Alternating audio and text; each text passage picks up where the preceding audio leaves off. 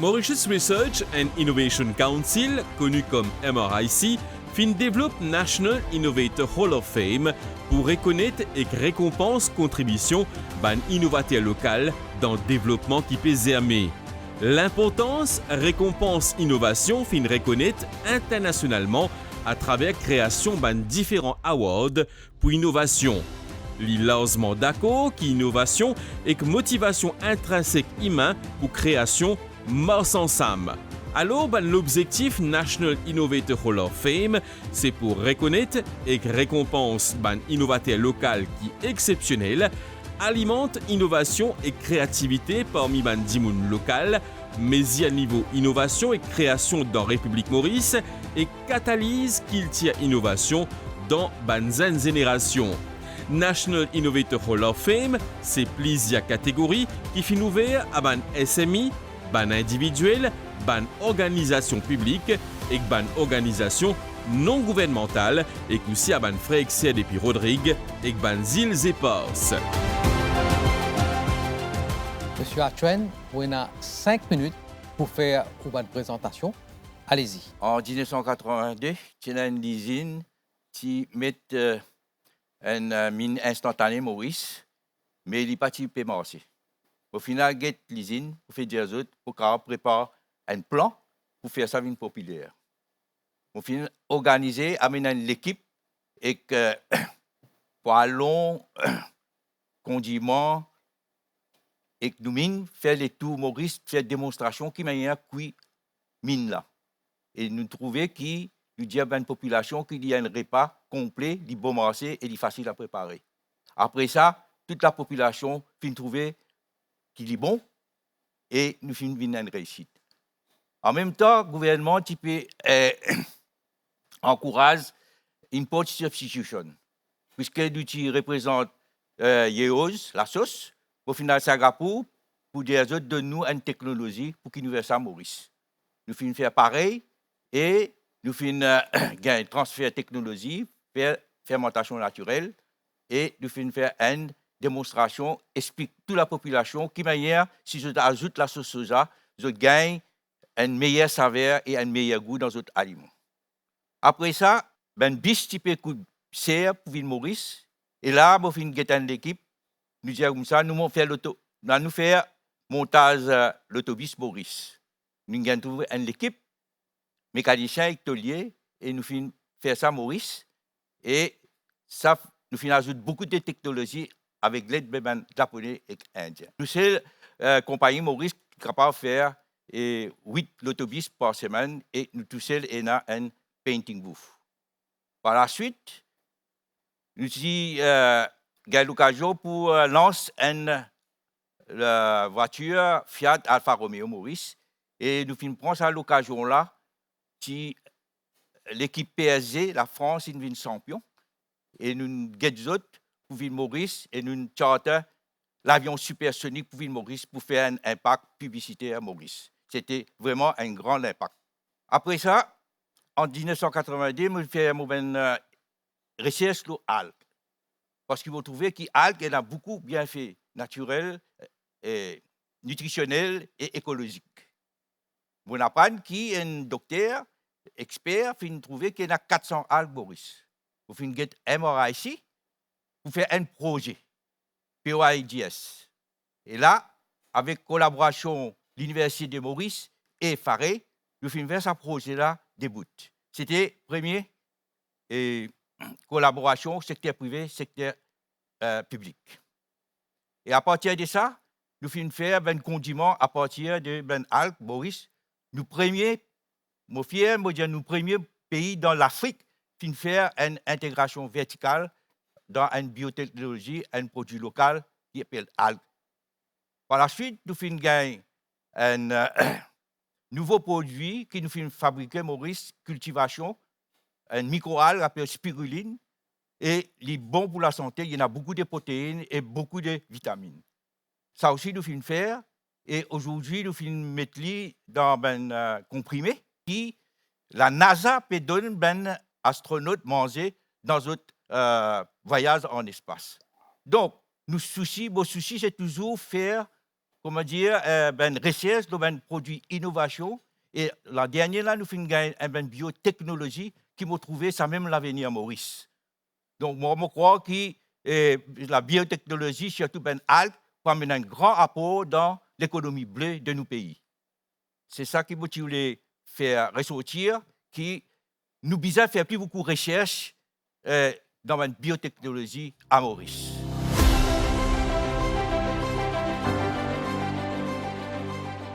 Laisse-nous concentrer sur ce projet algue là, qui paraît extrêmement intéressant. À partir de l'algue qui nous a à Maurice, on développe un nouveau secteur, ce qui me comprend bien. Qui sont grandeur ou développés, qui marché ou n'a, qui comment on peut amener en termes de vente le produit algue là. Donc, un stade, disons, embryonnaire, nous pouvons faire une bonne chose.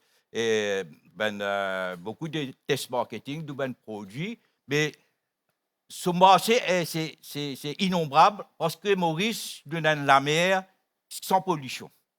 Dans beaucoup de pays, comme le Japon, je ne suis pas capable de servir même les autres algues aujourd'hui, je dois acheter avec la Corée du Sud ou bien avec les autres pays. Donc, ce marché des milliards de dollars. Ce que nous avons fait, nous avons fait un hub, la biotechnologie, pour faire une recherche sur l'algue et sur qualité nutritionnelle, et la médecine, et on peut faire textile, et on peut faire bioplastique, et on même peut faire biofuel. Donc, c'est un secteur qui a beaucoup d'avenir pour Maurice, et c'est ça qui peut renforcer l'économie bleue. Est-ce qu'il y a des produits que vous faites là? Est-ce qu'il y a un compétiteur au niveau international qui fait un produit pareil? Par exemple, on dit spiruline peut servir dans la NASA. Est-ce qu'il y a un compétiteur international dans ce domaine-là pour nous? Naturellement, il y a beaucoup de compétiteurs dans le monde. Mais nous avons stress, nos origines. Maurice, quand nous avons un bon standard, nous la mer, nous de l'eau, et aussi, nous avons parce que algues sont saisonniers. Donc, si nous sommes capables de produire algues toute l'année, nous prenons un marché qui est capable, je connais en Europe, par exemple, il y a une algue qui nous fait à Maurice, qui s'appelle l'étille de mer. En Europe, nous sommes capables de produire 1 mois et demi. Mais si nous sommes capables de produire pendant toute l'année, nous prenons un avantage.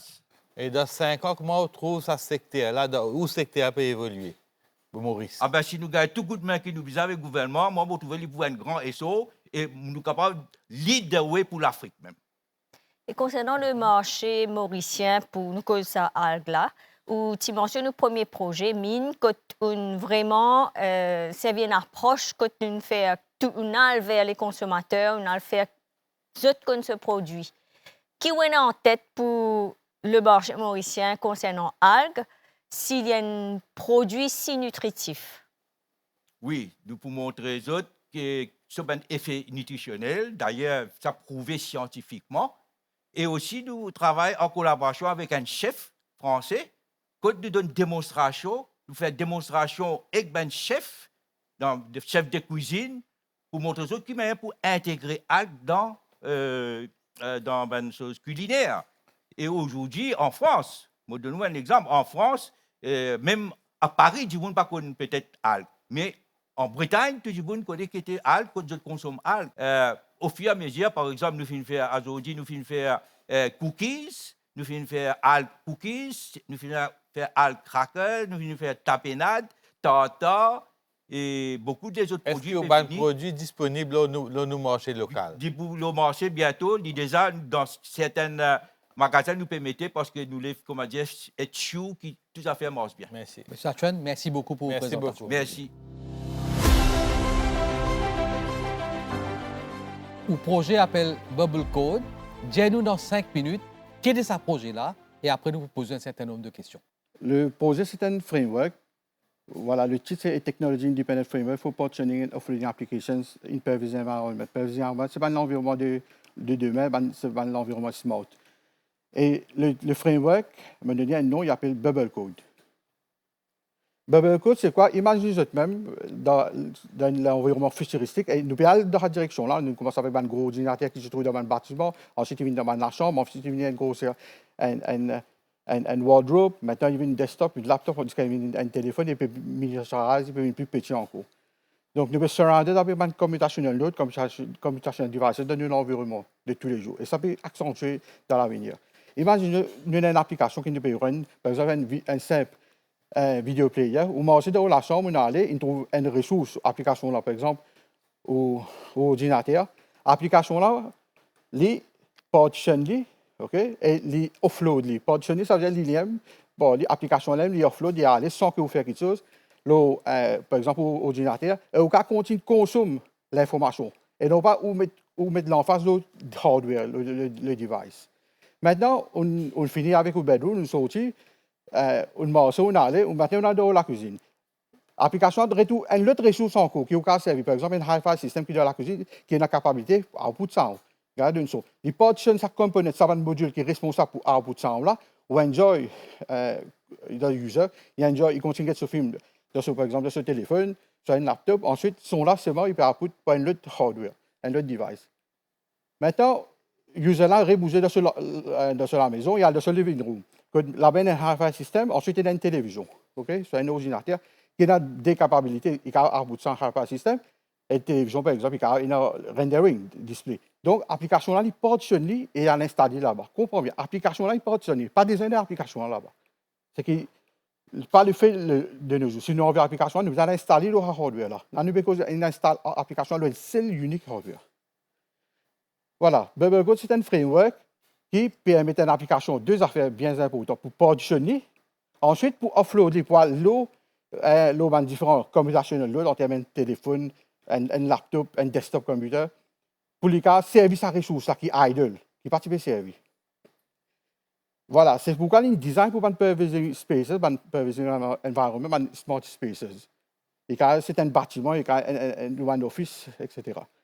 Et ça donne à user là une autre expérience de consommer l'information et non pas nous servir le hardware, nous mettre l'emphase au hardware. Le problème, c'est que beaucoup d'applications qui run le mobile device, sont bien resource demanding et ça cause une limitation comme la batterie, etc. Et dans une application même, nous ne pouvons pas run, par exemple, dans certains laptops, nous avons un laptop qui est beaucoup plus performant, qui fait performant que nous avons d'autres ressources.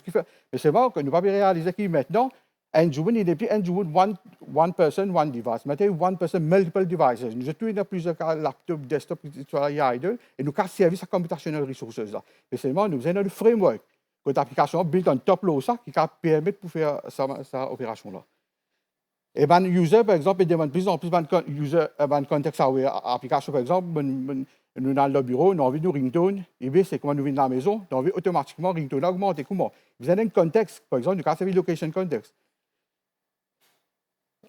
Nowadays, right now, une application est statique, ok, je t'installe ici l'appareil, un device, et device ça, malheureusement, l'application n'a pas qu'à servir les autres devices. Il est limité à sa hardware, sa ressource qui est là. BubbleCode, c'est un framework qui permet de détecter toutes les ressources qui nous sont dans nous, les conversations de ressources en termes de téléphone, whatever qui fait computing, networking capability, storing capability, c'est une computation de l'autre. Donc, il permet l'application là pour partitionner sans qu'il nous fasse intervention. Ensuite, il offload les modules, les composants là, et il performe l'opération. Donc, think of it, par exemple, think of it as your app becoming a bubble that flows to nearby smart nodes when needed. Il y a un service à une ressource qui nous besoin là. Par exemple, right now, nous avons une application, nous installons nos OS, ok, ensuite nous avons nos hardware layer.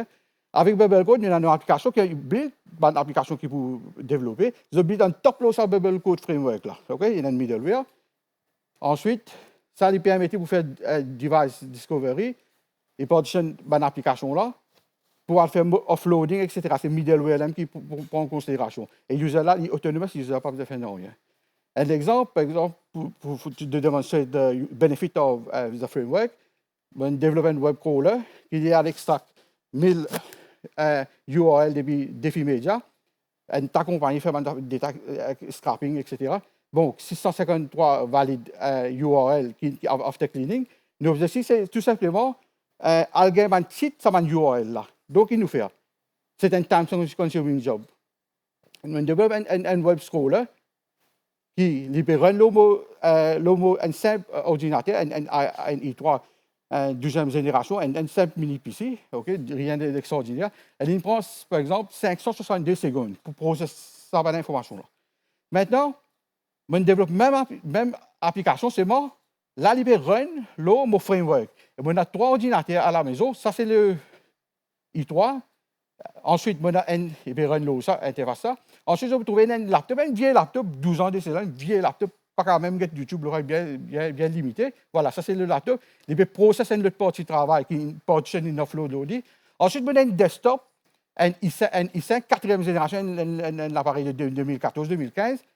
Bien lente, c'est vraiment useful. Computational resources, oui, on peut casser avec lui.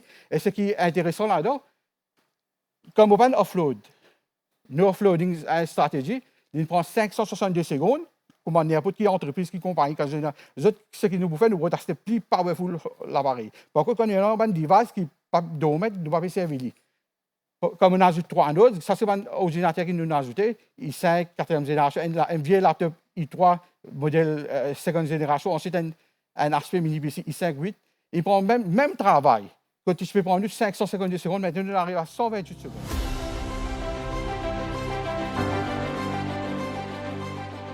Comment on trouve dans un bureau, par exemple, quand on a plusieurs officiers, et nous, dans le gouvernement, dans le bureau, nous avons beaucoup d'équipement. Hein? Comment ça capable d'aider dans office environment pour réduire le cost et optimiser output? OK. Comment on peut bureau pour mes affaires prévenantes, c'est batch processing. Et dans un bureau, nous batch processing. Overnight, par exemple, dans CB, dans CW, overnight, nous processons un document. Si nous avons une application normalement, il prend beaucoup de temps pour processer beaucoup de documents. OK? Quand nous avons performance, par exemple, là, employable, c'est l'ordinateur là qui fait, il arrive là pour la maison. Là, demain, il vient, il résume back to work. Avec le système, si même application qui ne sert à si tu builds un tableau bubble code sur framework, quand tu donnes des possibilités, c'est-à-dire pour faire partitioning, ensuite pour le faire offload, cette application-là même. L'application-là, en même temps, quand il run sur l'ordinateur, il peut run dans plusieurs les autres ordinateurs. Qui bénéficie? Oui, il y en a beaucoup. Oui, il y en a un affaire. Quel genre de bénéfice? Oui, bien sûr. Quelle mesure de bénéfice? Il y a une mesure de bénéfice. Le programme qui m'a servi pour faire le scrolling, pour scrap data, le défi média, bon, on va trop tarder, le social, pour overload. Par exemple, comme on renie le ordinateur, il coûte 562 secondes. Après 562 secondes, comme on finit, ça veut dire mon time ordinateur, job done. Maintenant, avec ce framework-là, comme on build time has been saved. Avec 128 secondes, même opération. Maintenant, imagine the creativity of people pour développer tout type d'application qui run le framework-là. 128 secondes, mon time ordinateur. Why? Once the job has been spread, then collected, I got all the results. The job done. À la fin d'un bureau pour faire saving? Nous faisons saving, définitivement saving d'énergie. Et dans l'autre outils qui dans le bureau capable de servir parce que bon, un environnement, le seul limite, c'est créativité. Donc, par exemple, quand nous cause voilà, il y a beaucoup de modèles qui peuvent développer, nous prend beaucoup de ressources, nous cause même des data centers qui peuvent consommer beaucoup d'énergie, comme un reportage peut faire, mais ça veut dire l'eau. Imagine si maintenant nous pouvons traîner un LLM, un modèle, seulement il peut spread across multiple devices qui nous aident dans un jour sur la maison. Et même les affaires que nous faisons, ça fait un vieux ordinateur et ils performent much more better than the single 12th generation. On fait une étude de marché avec justement le public en général qui est capable d'intéresser avec au produit. Bon, c'est un projet de recherche qui est allé pendant 5 ans et il y a plusieurs publications qui vont faire à niveau international, que chaque composant nous advance the field, nous avons knowledge the body. Pour l'instant, so far, nous prenons un produit commercial. Sinon, nous pouvons enjoy ça un type de programme là. Comme on enjoy hier, on aura le défi média, 128 secondes, on travaille, et mon laptop, il travaille, et mon desktop, il travaille en même temps. Merci beaucoup pour la présentation, Dr. Jungan.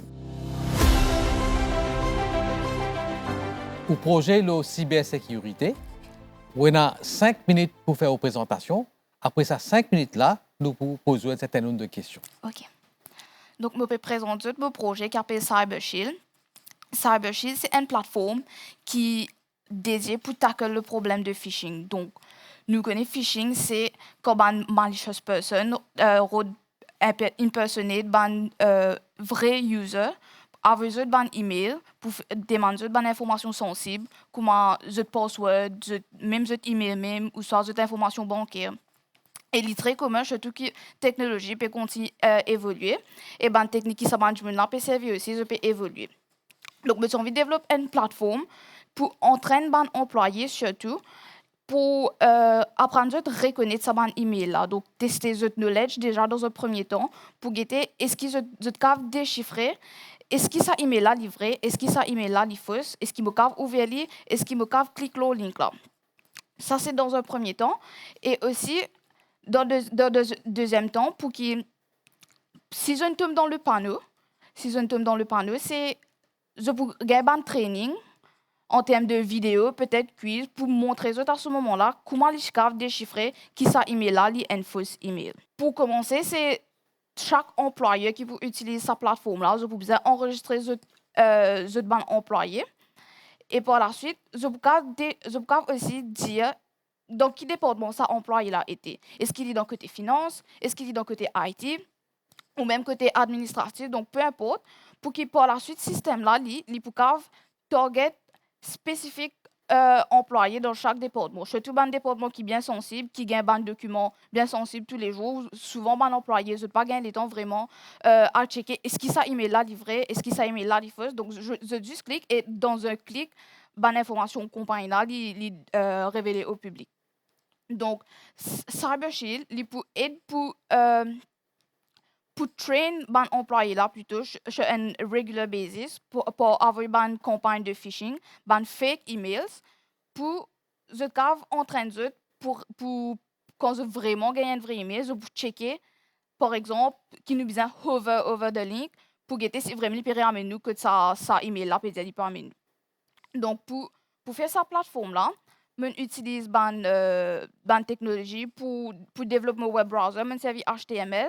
Et je servi Thunderbird comme un testing email plateforme qui est un peu pareil comme Outlook. Donc, là, on enregistre un fake email de ban employé pour tester si vraiment je peux gagner un email qui me peut envoyer en tant qu'administrateur du système. Ensuite, je crée un fake domaine purement pour testing encore, pour regarder si l'application marche. Donc, je crée un fake domain, par exemple, si email employé là, c'est ce nom @company.com. Après, on crée un email, par exemple, HR@company, peut-être avec un syntax error là-dedans, que tu ne peux pas vraiment remarquer un N ou MM dans company qui est différent. À ce moment-là, avoir un email là, dire, OK, j'ai besoin d'update de contact, j'ai besoin update voir les autres numéros de téléphone, vérifier qui vraiment l'adresse pas changé tout ça là. Et là nous pour quitter si employé les clique le link là. Donc pour capable track qui employé un clique le link, me développe me servir un affaire qui s'appelle pixel tracking. Donc, quand il peut cliquer le link là et qu'il peut redirect vers un fake landing page, peut-être un login, quand il peut besoin mettre ce email, ce password, il peut ouvrir un pixel, vraiment bien minime, un pixel. Là, il peut recorder, OK, ça employé là, avec ça email là, il ouvre sa page là, et nous vous connaissez, OK, ça employé là, il tombe dans le panneau. Donc, comme on me disait juste avant, là, pour la suite, nous pouvons, disons, à la fin, une campagne qui durait peut-être un mois ou 2 mois, nous pouvons record tout un employé qui clique le link là, donc vous dire, je peux reconnaître qui c'est un faux email, et par la suite, nous pouvons donner un training. Peut-être pour raffiner l'application là encore plus, mais tu peux envie d'ajouter une automation.